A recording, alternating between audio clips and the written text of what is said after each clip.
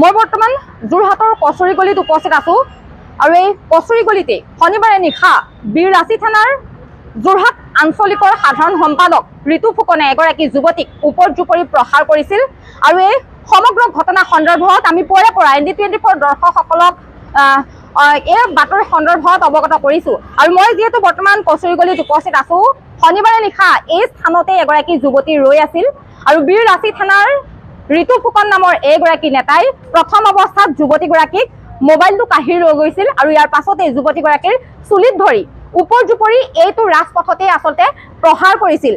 এই স্থানত এইটো ব্যৱসায়িক কেন্দ্ৰিক অঞ্চল, ইয়াত কেইবাগৰাকীও ব্যৱসায়ী থাকে, কিন্তু সকলোৱে সেই সময়ত যুৱতীগৰাকীক প্ৰহাৰ কৰাৰ দৃশ্য তেওঁলোকে চাই আছিল।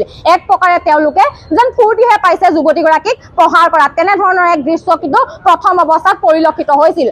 পৰৱৰ্তী সময়ত ওচৰতে থকা এগৰাকী পাণ দোকানীয়ে যুৱতীগৰাকীক বচাবলৈ ওলাই আহিছিল। সেই যুৱতীগৰাকীক বচাবলৈ ওলাই অহাৰ পাছতেই বীৰৰাচি থানাৰ একাংশ সদস্য আৰু যোৰহাট আৰক্ষীৰ ৰোষত পৰিছিল এইজন পাণ দোকানী, কিয়নো এইজন পাণ দোকানীয়ে যুৱতীগৰাকীক সেই সময়ত বচাবলৈ আহিছিল। আৰু শনিবাৰে নিশা প্ৰায় আধা ঘণ্টা সময় এই স্থানত এক হুলস্থুলীয়া পৰিৱেশৰ সৃষ্টি হৈছিল আৰু এইগৰাকী পাণ দোকানী এগৰাকী অনা অসমীয়া ব্যৱসায়ী হোৱাৰ বাবেই বীৰৰাচি থানাই এই ঘটনাটো সম্পূৰ্ণ অন্যফালে নিয়াৰ তেওঁলোকে চেষ্টা কৰিছিল আৰু এই ব্যৱসায়ীজনক কাণত ধৰি আঁঠু কঢ়াই তেওঁলোকক ক্ষমা খুজিবলৈ বাধ্য হৈছিল। ব্যৱসায়ীজনৰ দুখ এটাই, ব্যৱসায়ীজনে সেই যুৱতীগৰাকীক তেওঁক ৰক্ষা কৰিবলৈ গৈছিল। এইটো এটা ব্যৱসায়িক কেন্দ্ৰিক অঞ্চল, মই পুনৰবাৰ কৈছো, বহু ব্যৱসায়ী ইয়াত থাকে, কিন্তু শনিবাৰে নিশা কোনো এজন ব্যৱসায়ীয়ে যুৱতীগৰাকীক বচাবলৈ ওলাই অহা নাছিল।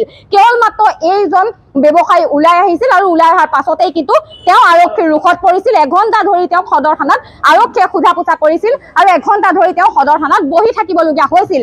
কিন্তু অৱশেষত যেতিয়া বীৰৰাচি থানাৰ ওচৰত তেওঁক ক্ষমা খুজিলে, তাৰ পাছত কিন্তু এইগৰাকী ব্যৱসায়ীক আহিবলৈ দিলে সদৰ থানাৰ পৰা। মই ব্যৱসায়ী গৰাকীৰ লগতো কিছু কথা পাতিম, কিয়নো কিছুদিন পূৰ্বে গুৱাহাটীত এক ঘটনা সংঘটিত হৈছিল। এগৰাকী যুৱতীক ছুৰিকাঘাত কৰাৰ পাছতেই যুৱতীগৰাকীৰ মৃত্যু হৈছিল। তেনে ঘটনাত কিন্তু যোৰহাট আৰক্ষীয়ে বচাবলৈ যোৱা এজন ব্যৱসায়ীকে ইয়াৰ পৰা উঠাই নিয়া পৰিলক্ষিত হ'ল। মই ব্যৱসায়ীজনৰ লগত কিছু কথা পাতিম। শনিবাৰে নিশা যিহেতু আপুনি যুৱতীগৰাকীক বচাবলৈ গৈছিল, যুৱতীগৰাকী ৰৈ আছিল, তেওঁক উপৰ্যুপৰি প্ৰহাৰ কৰা হৈছিল, তাৰ পাছৰ পৰিস্থিতিটো কি আছিল, আৰক্ষীয়ে কি কৈছিল আপোনাক? আৰক্ষী মোক একো কোৱা নাই। এই মানে কি ছোৱালী আপোনাৰ গধূলি টাইমত ছোৱালীক মাৰি আছিলে, মই বচাবলৈ গ'লোঁ।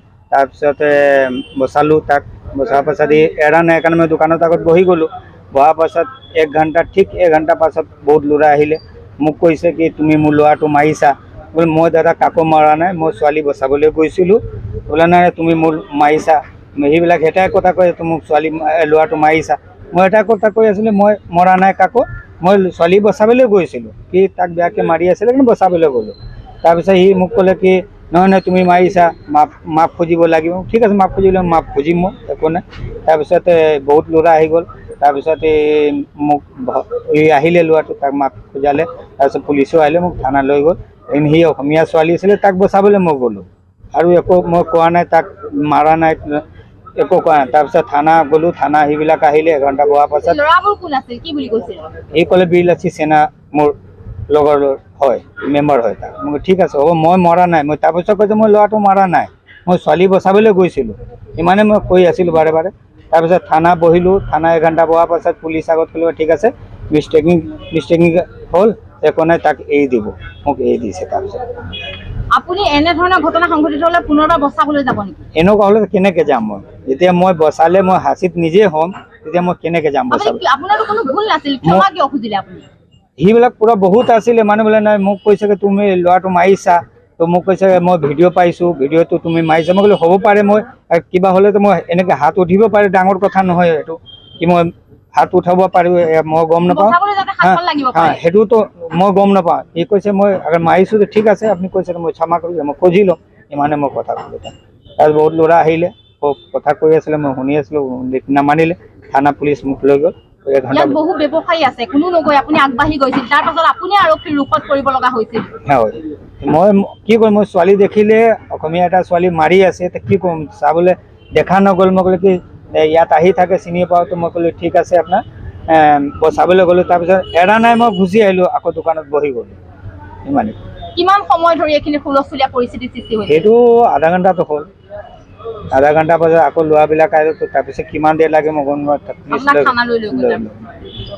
হয়, এইগৰাকী ব্যৱসায়ীয়ে উল্লেখ কৰিলে শনিবাৰে নিশা আচলতে এই কচুৰি গলিত কি ঘটনা সংঘটিত হৈছিল আৰু এখন ব্যৱসায় প্ৰতিষ্ঠানত থকা এই CCTVৰ কেমেৰাতে সমগ্ৰ দৃশ্য বন্দী হৈছিল।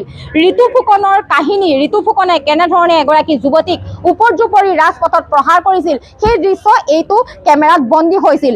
দীৰ্ঘদিনৰ পৰাই এইগৰাকী ঋতু ফুকনৰ বিৰুদ্ধে বহু অভিযোগ আছিল, কিন্তু আৰক্ষীয়ে ঋতু ফুকনৰ বিৰুদ্ধে কোনো ধৰণৰ ব্যৱস্থা গ্ৰহণ কৰা নাছিল, কিয়নো ঋতু ফুকন বীৰৰাচি থানাৰ নেতা। সেয়েহে আৰক্ষীয়ে ঋতু ফুকনৰ লগত আৰক্ষীৰ এটা ভাল সম্পৰ্ক আছিল।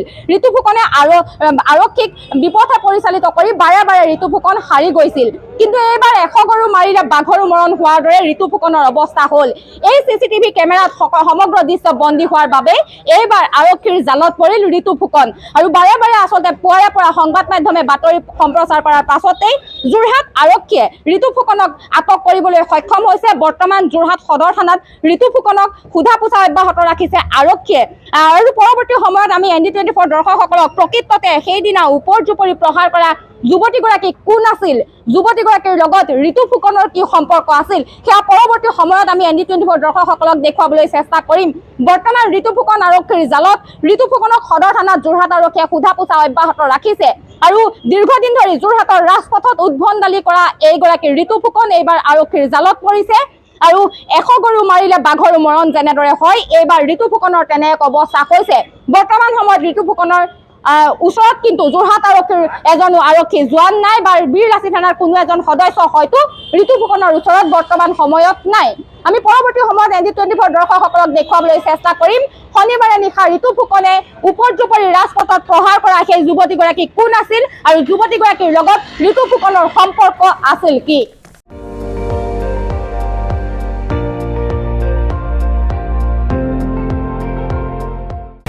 আপুনি চাই আছে ND24, সৰ্বশ্ৰেষ্ঠ নহয় সৰ্বোত্তমৰ দৌৰত।